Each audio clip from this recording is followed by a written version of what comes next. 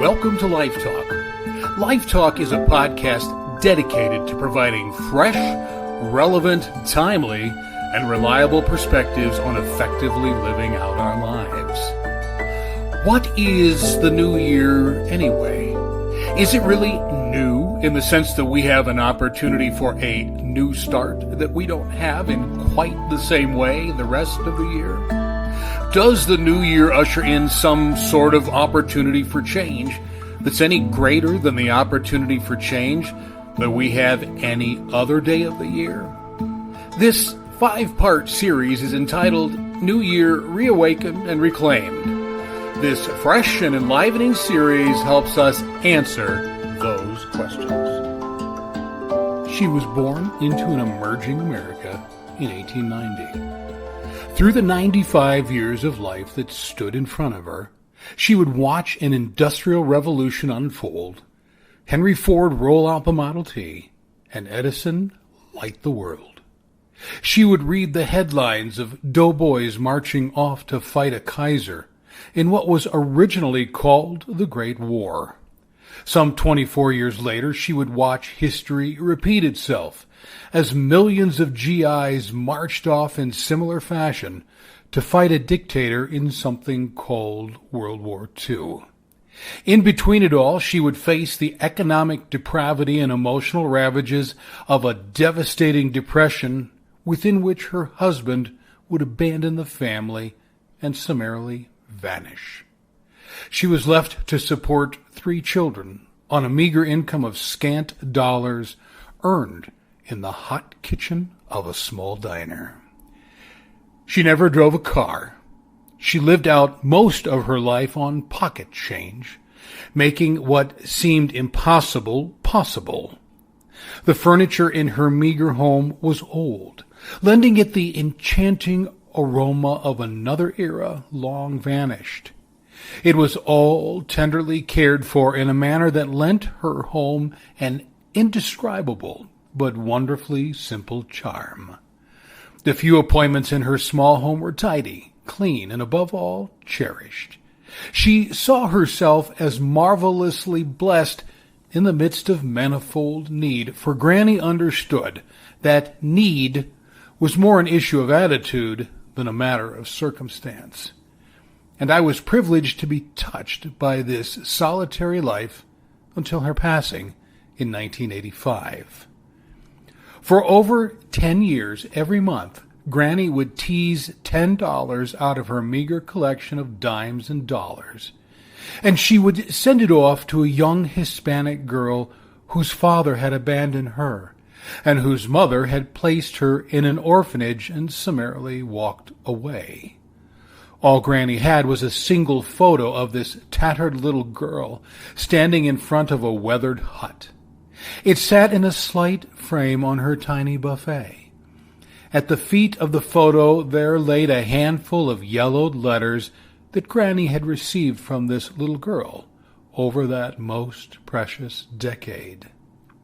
Some years after Granny had passed, another letter came.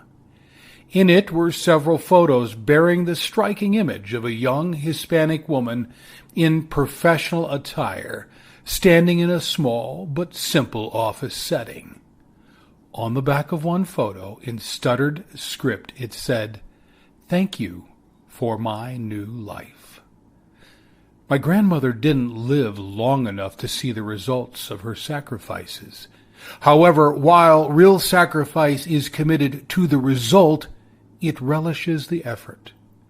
Granny relished the effort and birthed something new into the life of a young woman. Each of us possesses ample resources to be the new in the life of another. It's not the execution of some strategy as we might think, or the happenstance of life that births something new. It's not about some level of tenacious persistence or the right choices made at the right time.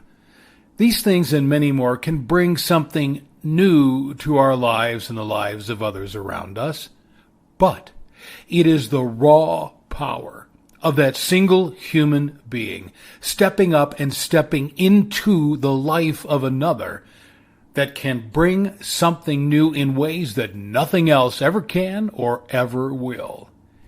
It's the energy of our humanity shared. It's the hope that is released in the touch of another.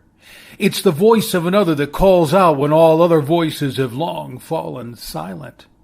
It is an investment that may cost us much, yet it is an expenditure that will cost us much more if we refuse it. It is pressing against the giant of greed and intentionally raising the eyes of our heart past our own circumstances to focus on the circumstances of another. It's a passion that unleashes everything away from us so that it can be drawn into everyone around us. And it is this that sets the grand stage upon which to birth something new in another that would have never been new were it not for such a sacrifice. Might I suggest that this new year, the new in our lives, is making the choice to become the new in the life of another. In whatever manner we choose to do that, we all can change a life, and in doing so, change a world. Therefore, let us not contemplate New Year's resolutions.